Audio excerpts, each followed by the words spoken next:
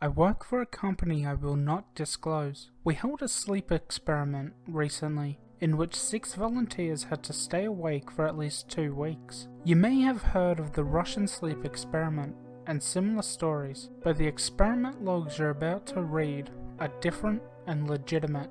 We had built a full house inside our experiment HQ to cater for the volunteers. They each had a private room and other things in the house with a kitchen, lounge and games room. Each of the participants had to also work, which was basic office work such as writing reports and such. The participants would also do basic chores and overall live normally. They'd be provided with food and other necessities. The house was rigged up with hidden cameras and microphones that would monitor the participants throughout the experiment, and also a PA system for announcements. We also had hidden entry and exit points to and from the house in case of an emergency. The participants also had to get special chip implants on the back of their necks that would allow us to monitor their brainwaves. The task was simple: stay awake for a 2-week period and let us monitor you. We also injected special stimulant gases into the house and the participants' food to help them stay awake for a bit longer.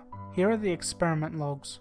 Participants. Names have been changed. Connor, age 25, male. Samantha, age 29, female. Adam, age 23, male. Ethan, age 26, male. Julia, age 25, female. Sophia, age 24, female. Scientists. Names have been changed. Dr. Aaron Chaudhary, coordinator. Dr. David Hardnickel, night shift. Dr. Mia Williams, night shift. Dr. Elisa Nguyen. Experimental log starts here. Original copy. Day 1. All participants are mentally stable and appear happy. Brainwaves and heart rate are normal. Participants explore their living quarters and have started to form bonds. Participants are enthusiastic and have done their chores and work. They seem wary of the hidden cameras around the house, and when they are alone in their rooms, a bit uneasy. This is a normal response, and they will hopefully get accustomed to the surveillance. Day 2. All participants appear tired after not sleeping at night. Connor and Ethan both requested Panadol to treat their headaches, and they were more irritable and angry today. The other participants seem a bit tired, but are able to complete tasks and even play table tennis in the games room. The participants seem to have grown accustomed to the surveillance and have normal heart rates. Brainwave readings are beta waves for most participants and even gamma waves for Ethan. This shows that participants are still conscious and awake after no sleep for one night.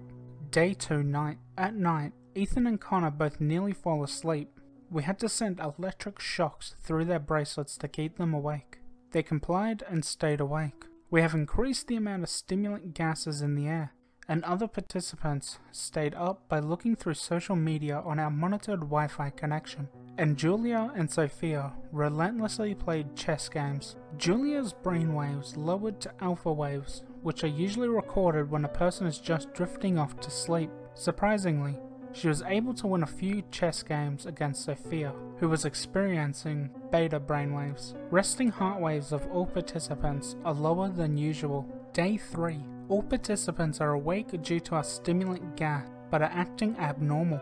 Connor nearly cut his fingers off today. He was not aware of what he was doing. Dr. Warnick decided not to interfere as it would mess with the experimental process. Ethan helped Connor put on a band-aid, but Connor was also fatigued, and so he wasn't able to put on the band-aid correctly. We are taking note of Connor's injury to make sure it doesn't worsen. Julia and Sophia started screaming at each other in the games room after a minor dispute over ping pong rules. Julia scratched Sophia's hand while Sophia pulled on her hair.